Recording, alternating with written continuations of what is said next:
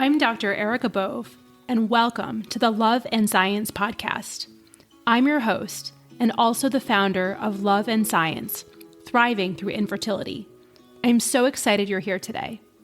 With over a decade of experience helping thousands of women just like you, I empower professional women to build their families with confidence and compassion. Let's dive in.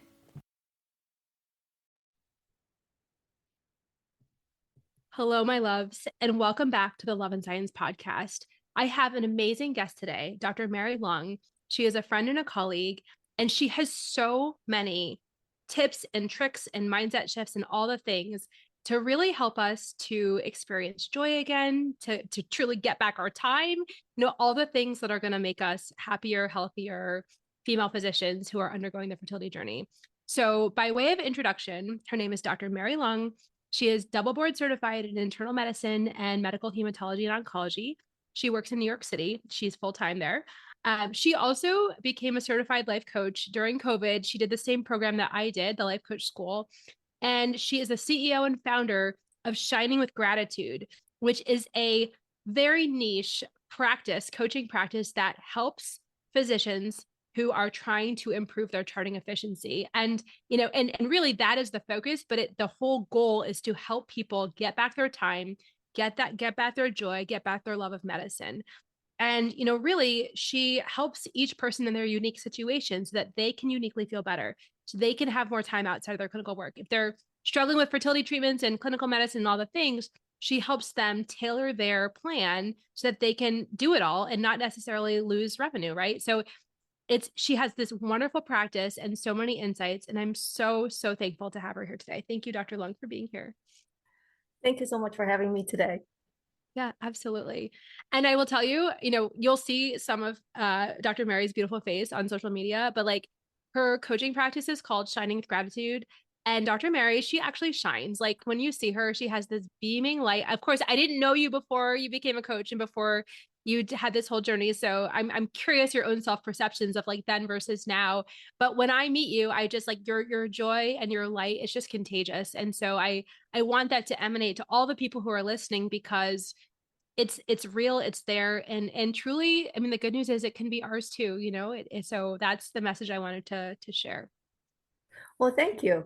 And I Yeah, want to share that I wasn't like that before.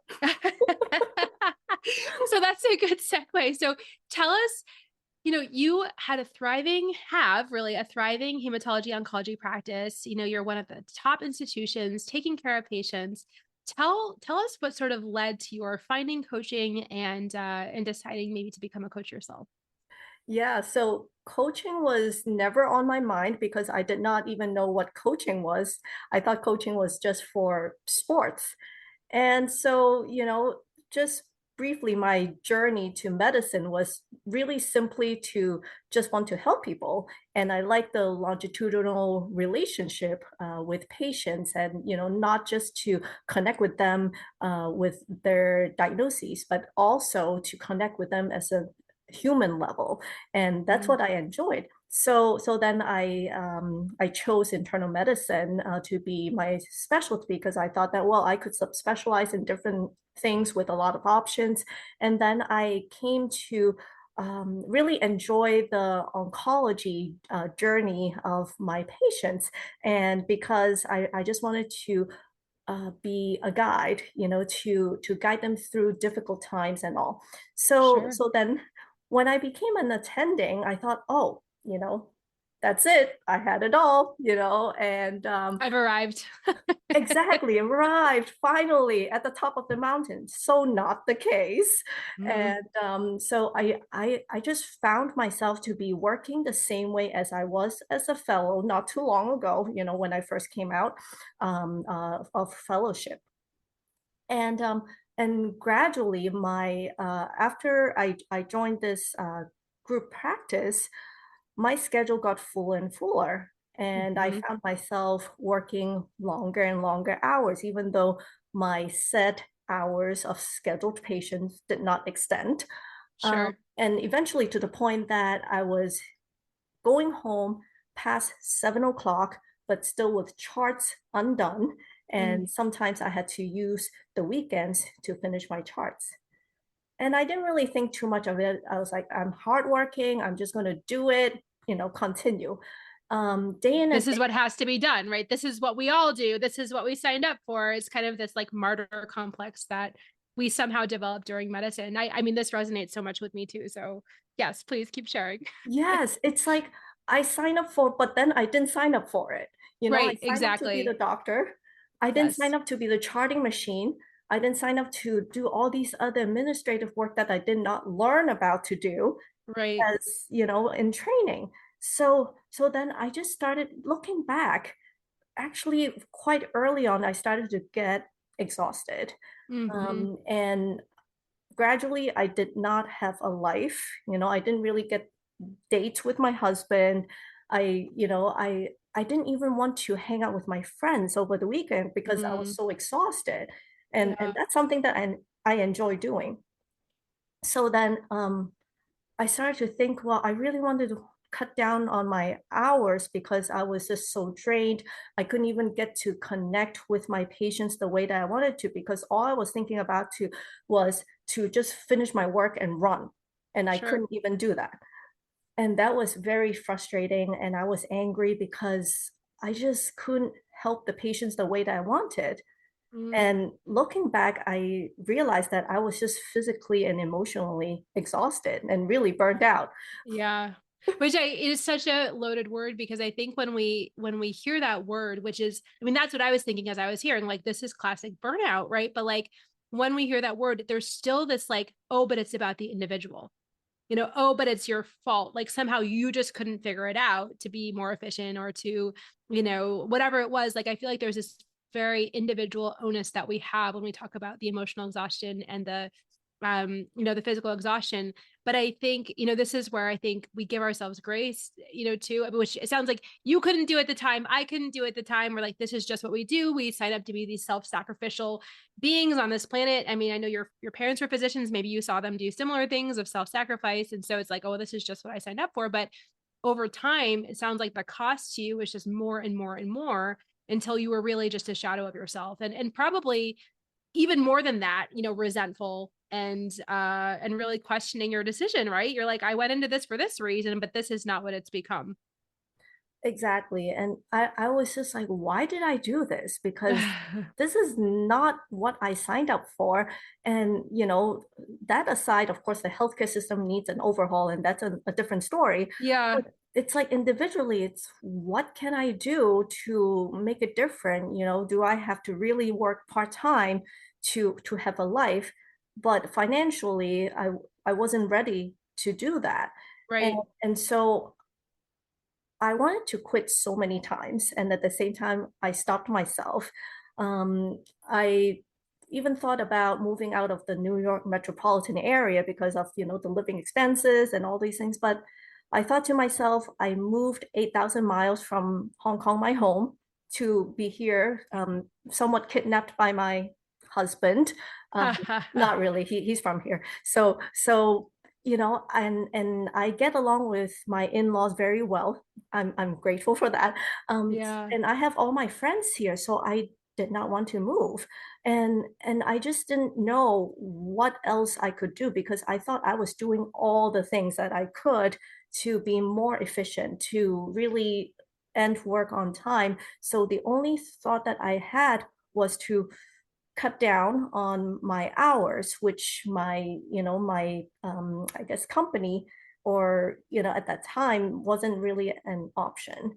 hmm So then fast forward to the pandemic, hmm and I always believe that even though there's something not so good or something bad that happens, we can always find something good from it or something to be grateful for. So for me, it was really the turning point of my life because that was the first time in many years that I was able to leave work on time because I was seeing a third of the number of patients that I normally see.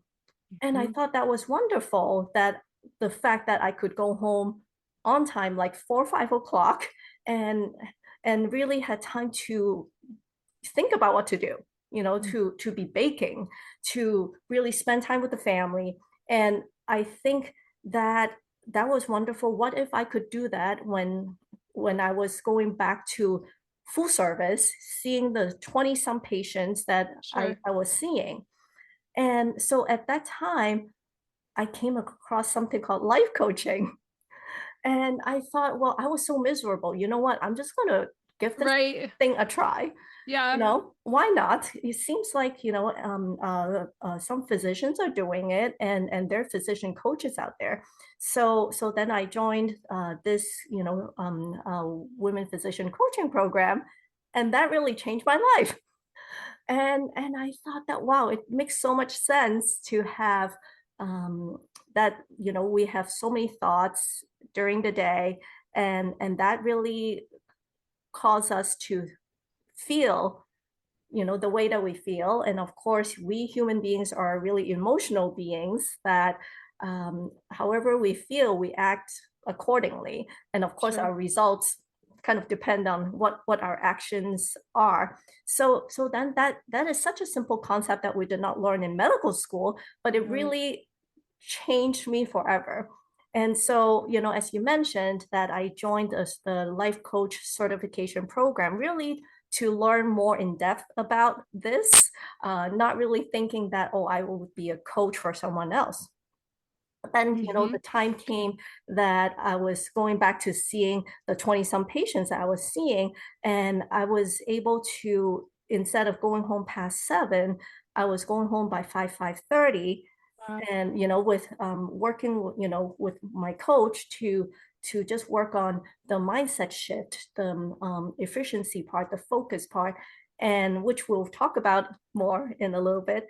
That I was like, well, what if I could help other physicians do the same? Because so many of us are so miserable, and we're just barely surviving, really just hitting the lowest mark possible to say that, okay, let me just finish seeing the patients, let me just get through the day and sleep, and then only Mm-hmm. just to repeat the day all over again many, Mm-hmm. many days ahead. So what if we could just do that with, with more joy, and with really being able to be present to do it, and be able to connect with the patients, instead of just, really looking at the clock all the time, and be annoyed that, oh, the patient is talking too much. So that's how I started the coaching practice, while still working full time as a clinician. That is so, so beautiful. And I mean, I don't know a single physician who cannot relate to what you're saying. The notes not done, the sort of being in the room and just sort of being mindful of the time, because how am I going to get my notes and all the things done so that I can keep moving on and not get too behind? It's like, you're right. It does take away from how present we can be with the patient, which is the good stuff in medicine, which also drives outcomes. I mean, it's like, it's also affects their care too if we're not able to be fully present for their healing. But then it also adds to the moral injury of our trying to get up and do this work every single day. And I think, I mean, so many of us relate, especially those of us who are out of training, and the carry, it's like, oh, don't worry, just finish training and then like it's going to get a lot better. And then you realize we still have the EMRs, we still have the need for full schedules and all of that. And so, how do we navigate using our expertise that we've spent all this time learning, and our true love? I mean, most of us who go into medicine truly love people, love connecting, love healing. We're healers, but that gets sort of like eroded, that gets robbed from us, right? Through our time. And so, how can we both preserve our own peace, our own sanity, our own joy, and give the patients the best care that they deserve? Like, how do we do that? And you found a way to do that and then felt called to give that to other people. And so I believe in your work so fully. And, I think about my people, like my people are mostly female physicians. Mhm. They are trying to work full time. They're trying to fit in, these appointments every other morning to their fertility offices, which probably aren't in the same facility where they work, so Yeah. across town, sometimes even hours away, actually, especially if people live in a kind of more remote area, medical desert. And so, like all of us, many people do need to drop part time or, per diem to make it work.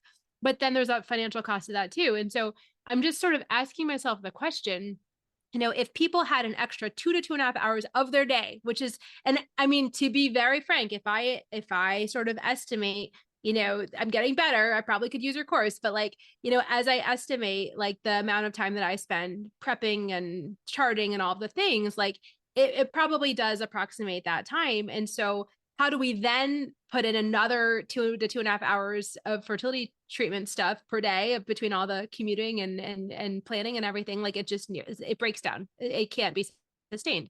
So what if we could take the time that we're spent charting and funnel that into the fertility journey? And, hey, this is not to say if someone needs to drop to part-time or per diem that they should not feel full permission to do that. I fully support that if that's what somebody needs. But if charting is the reason they have to do that, then I think we need like an excavator. Like I see these like work machines just like completely digging up the dirt, because that we need a whole overhaul. That should not be the reason that people are not able to work to the top of their license, is the charting. So then, I wanted to speak about mindset.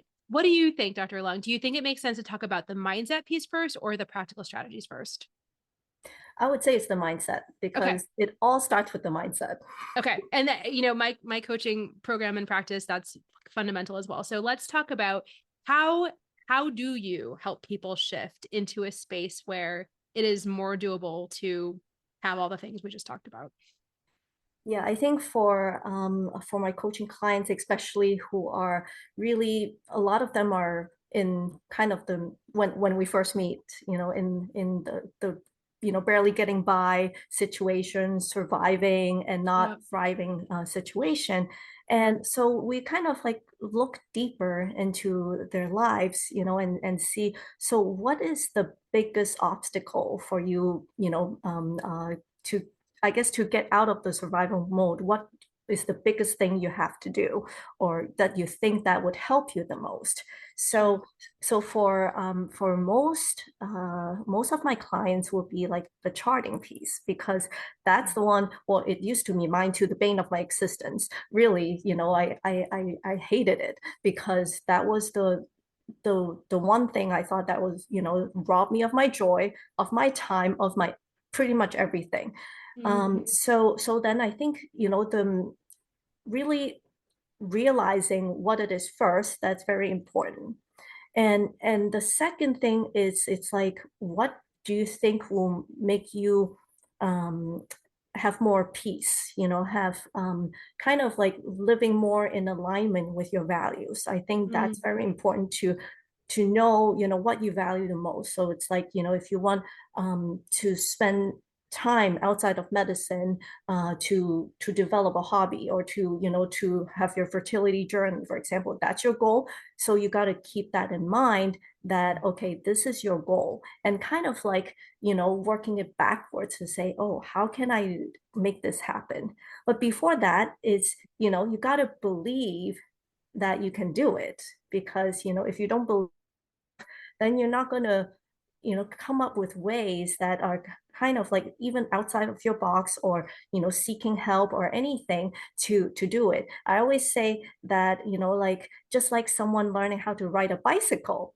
if you don't believe that you can do it, you're not going to, give in your best effort, or you're not going Sure. to try it at all. So it's kind of like, I think, the women physicians who are joining your program, is that, they believe that they can really get through this fertility journey because they believe in you, and otherwise they're not going to do anything about the fertility or infertility. Right. Or they'll go through the motions and just be like, well, I have to do this because this is a goal of mine. But like when the heart isn't in it, then the thoughts, are lower quality thoughts and limiting beliefs and those sorts of things. And so it's like, well, how can we have that belief at the outset, even if it's just the door is cracked? I say, you don't have to say like with 100% certainty, this is going to work out.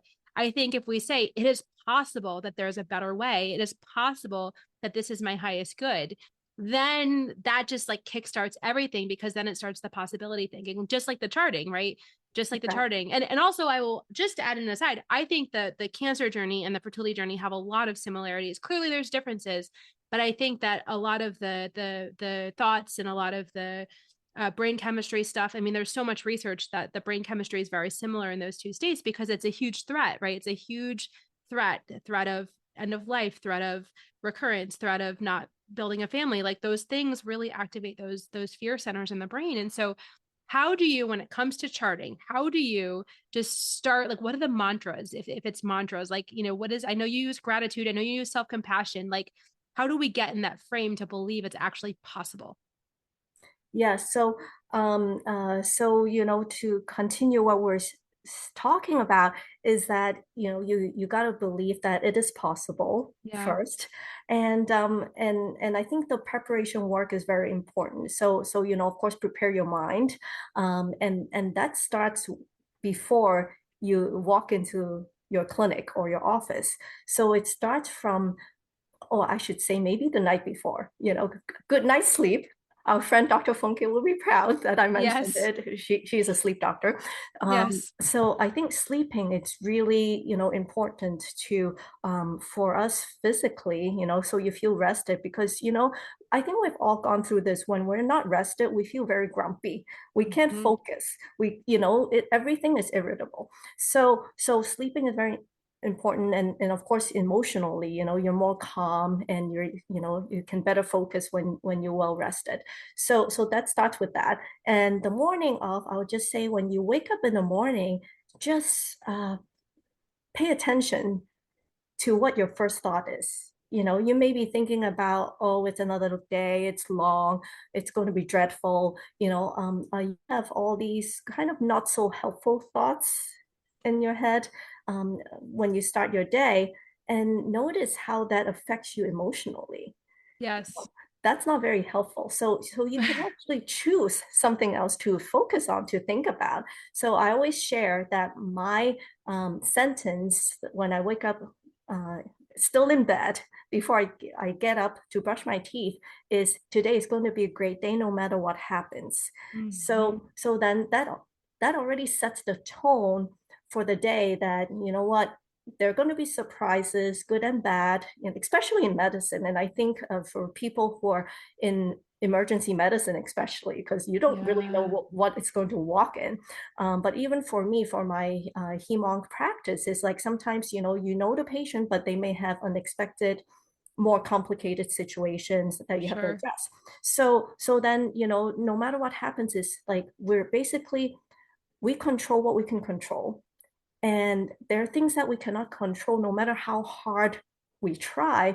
And we accept the fact that we cannot control them. Not to say that we're not doing, like, not to say that we're doing nothing about it, but to say that, all right, this is the situation. I accept Right. it. Now I can use more energy to focus on Exactly. what to do about the situation. So, Yes. so I Can I think, can I repeat what you just said? So you just said that there's some things that we can control and some things that we can control, cannot control, right?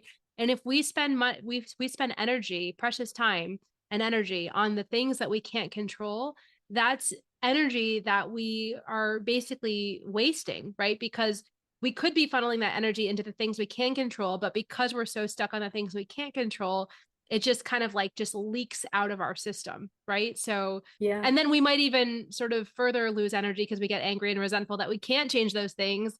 And so then we're like down more counts than just that initial one. So, yes, things we can control, things we can't control, and funneling the energy into the things we can control. Beautiful. Yeah, and not to mention the time that we wasted on, thinking about or arguing with reality, right? Yes, yes, yes. Yes, that is suffering. I tell all my clients, there's the pain and then there's the suffering, right? And we yes, sure, maybe the pain's unavoidable, but it's the stories, the resistance, the avoidance, all the things that magnifies that by at least tenfold, and that's why we suffer. The pain is one thing, but the suffering is actually optional. And this is what I'm hearing you say, right? With the mindset piece. Yes, yes. And so, when you prep yourself, it's, you can, and I invite you all to just make up your own sentence. You can borrow mine, feel free, but, make up a sentence that you feel true to yourself. It can be just, today is going to be a manageable day, Yeah. or today I'm going to be, feel more calm, whatever it is that works for you, Yeah. that you I've believe heard in. you say before, and this is funny because this was actually my first thought this morning, this very morning when I woke up out of bed from bed is I'm grateful to be alive today. And I think, I mean, a hemonc doctor, who better that to say that, I'm grateful to be alive today, but that, I have adopted that and that has helped me because it could not be the case. I mean, we all die at some point, like so it is possible that I would not be given this day to live. And so because our time is finite, because we have this one precious life to live, to my knowledge, like, why not make the most of it? And why not start with this day is a gift? And so therefore, what can I do with the time that I have? Right.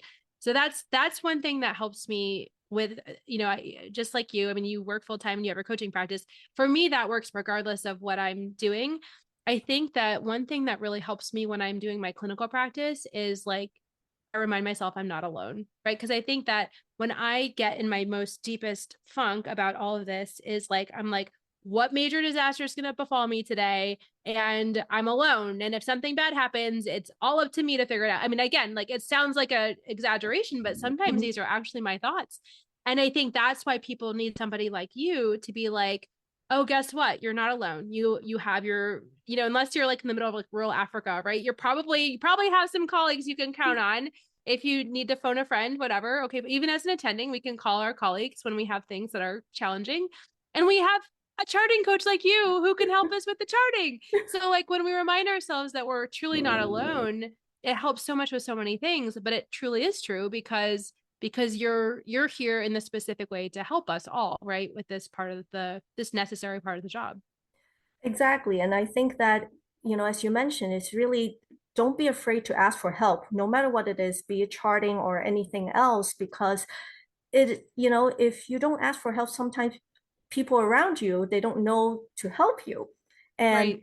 and it actually saves you so much more time and effort than to figure it out on your own. If after a while you're Yeah. like, I really, well, for me, for example, it's like technical support.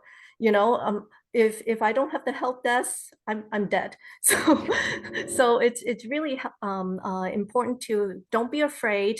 Don't be embarrassed. Just ask for help because and yeah, even in oncology question, there are questions that I have. I would just kind of bounce it off my colleagues and say, hey, what do you think? And sometimes I may get a different perspective, like, oh, interesting. Maybe I'll view it that way. So I think it's a lot of it is also practicing that yes, we all grow up differently, and we all have different ways to look at things, and we can also learn to be open to look at the same situation in multiple different perspectives. So I think by exercising to having that muscle to look at things differently, you realize that, oh, you know what, I can feel more calm or less angry or whatever it is that is more helpful in your situation to be, say, more efficient and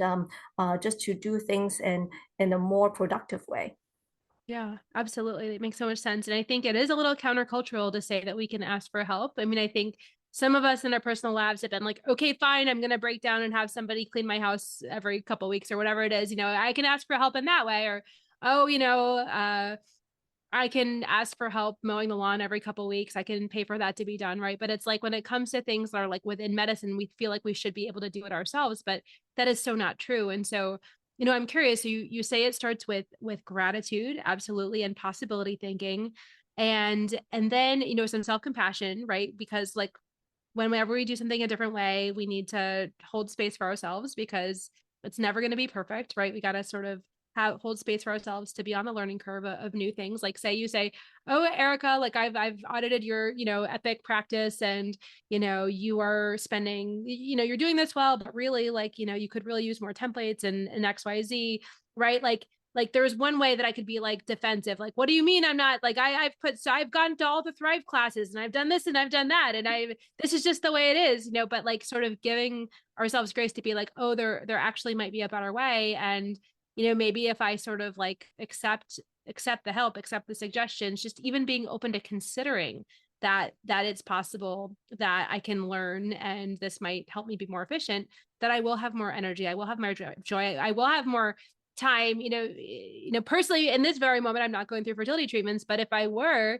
like what a gift that would be to be able to end my day having gone to my fertility appointment, having seen all the patients, having all my charts closed, and then being able to enjoy a partner or an activity, a yoga class, whatever it is. So I'm curious, what are some practical things? And I know you have your whole course and coaching and all the things, like what are some practical ways that our listeners start to think about efficiency and gaining back some of this time? Yeah, so one thing you kind of mentioned earlier is the perfection aspect of things. Uh, So it's okay that we're human beings and we're not perfect, and meaning that our charting, our notes don't have to be perfect. Thank you for saying that. Yeah. Because you know what, I used to think that, oh, you know what, does that sound right? Am I writing a good intellectual paragraph? No one cares. Okay. Really, Right. no one cares. Right. It's just got to be good enough that people can understand what happened, the nature of the conversation.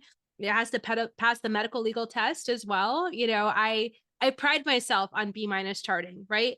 But I pride Yes, myself that when somebody picks up that note, they're not reading paragraphs upon paragraphs upon paragraphs because you know why you're doing what you're doing, right? You need the bare bones. You don't need like the very verbose version of all of that. So yes, I appreciate that. Yes, we're not looking for A+ charting. We're looking for good enough, sufficient.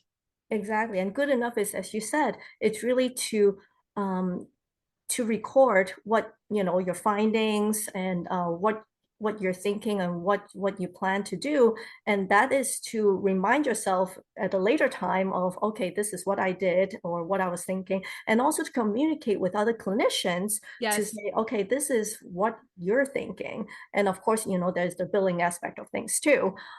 So if your note satisfies those things, that's good enough, move on. And Yeah. I think, when I see a note that is like 15 pages long, I don't want to read it. I Same. go straight to the assessment and plan and Yeah. say, okay, and then just skim through what is Yeah. important. So I think sometimes it's like, if you don't have AI, that's okay. I don't, my institution, we don't use AI yet, and I'm still, my friend is the dragon dictation and my typing. Thankfully, I type pretty efficiently, and and I think point form, like just writing in points and phrases, it's really Mm-hmm. helpful because that is very easy for everyone to follow, and you don't have to look at paragraphs after paragraphs to figure out, oh, this is the plan.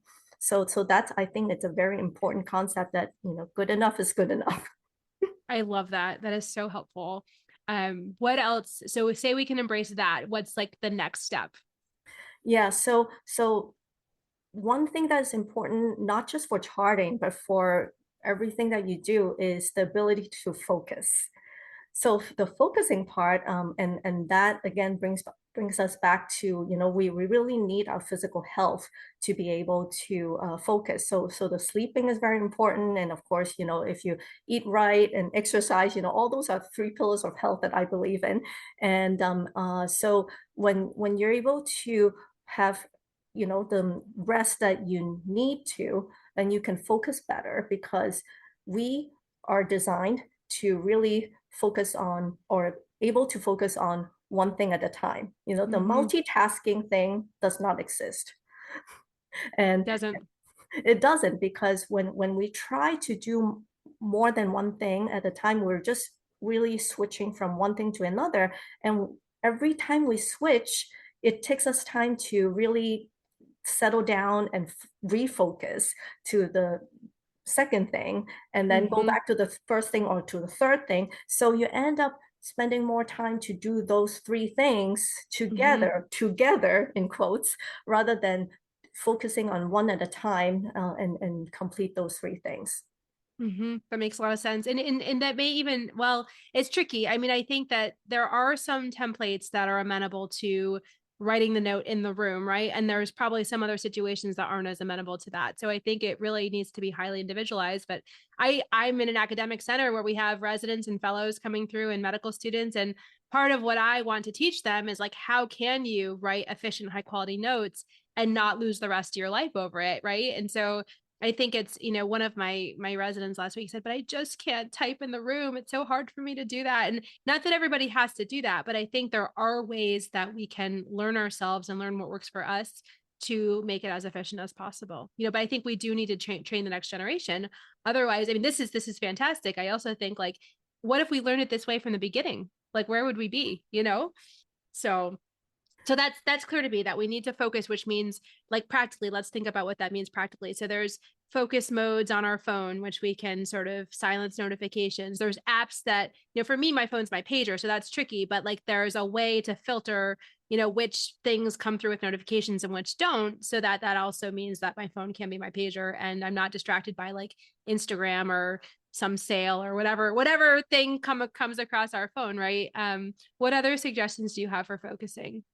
Exactly. So you mentioned things about really minimizing the distractions, and as you mentioned, um, you don't have to put your work email on your phone. It's Mm-hmm. okay. That's I smart. don't, because I only check it during work.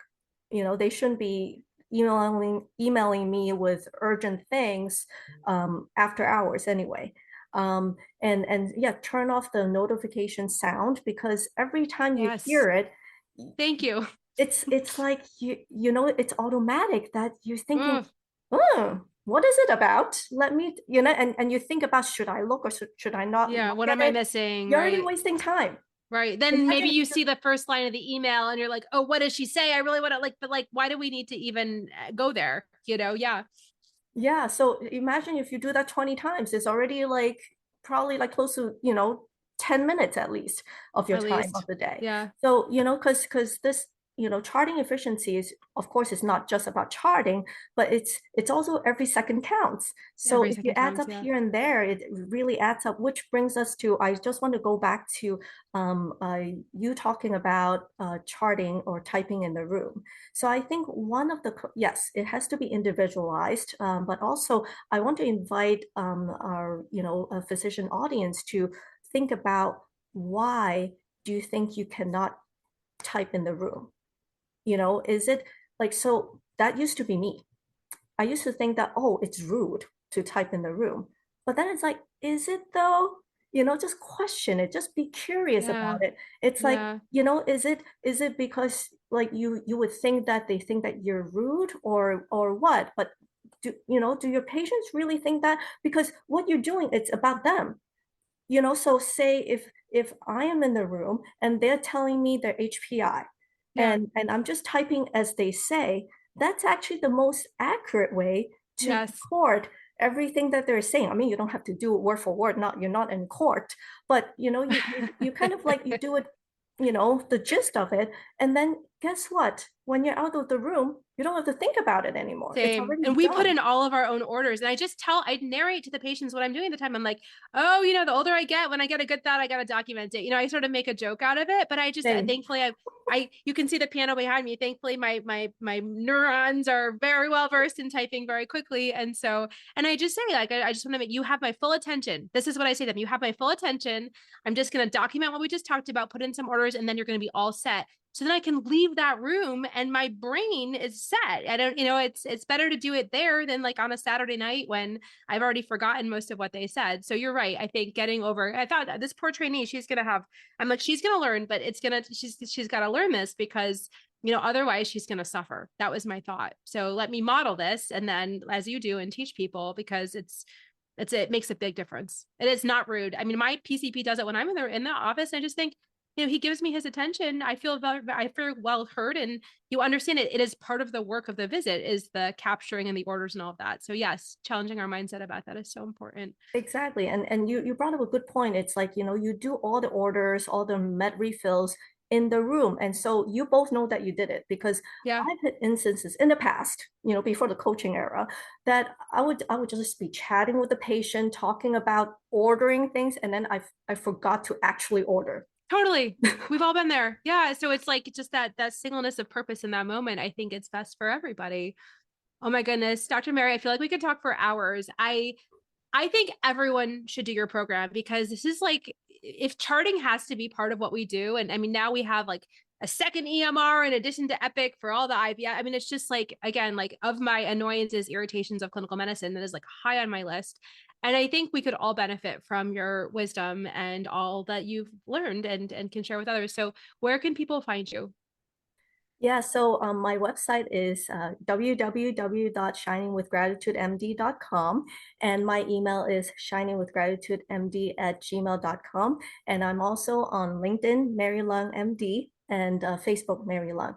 Amazing. We'll put this all in the show notes too. Is there anything else you want to share with the audience before we say goodbye for today? But of course, this is, the first of many conversations for people. Yeah, so I just want to invite everyone to really explore and be open to the idea that it is possible. It is possible for you to be more efficient. Like even though you think that you have done all things, that there may be one or two other things that you haven't tried. So be open, be curious about it, and it is possible for you too. And especially for the journey that you want to go into, the infertility journey, that you want really more time and energy to do those things. So don't let charting stop you. That's And right. Time is our most precious resource. And so I think, by somebody, like you who can actually give us our time back, I can imagine a more wonderful gift. and it's not just time, it's really more peace, more joy, Yes. more gratitude. And this is what I've been feeling now. So that's why I'm saying that, besides the charting piece physically, I am a totally different person because I'm able to, feel all my emotions, not just the pleasant ones, but also accept the unpleasant ones. And they're going to happen all day long. And That's coaching for you. and it's okay because It's that's not okay. something we can control, right? Remember what we That's can true. control, what we cannot control. And we learn to manage those things. We learn to process those emotions.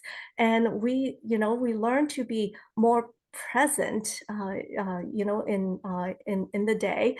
And we, deal with things. And yeah, there are going to be upsets and disappointments. And we use those as learning opportunities to grow and be better.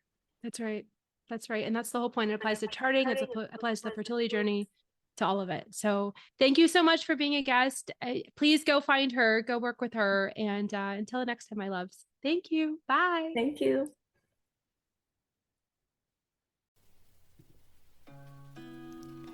Thank you for listening to the Love and Science podcast. I'm so glad you joined us today. If you found this conversation valuable, if you could please rate, review, and share this podcast with your trusted people, it would mean so much to me. If you want more tools to help you navigate the fertility journey, please book a discovery call with me today. The link is in the show notes. Please do not let infertility have the final word. I'm here to take the burden from you so that you can achieve your goal of building your family. In gratitude, this is Dr. Erica Bove. I'm rooting for you always.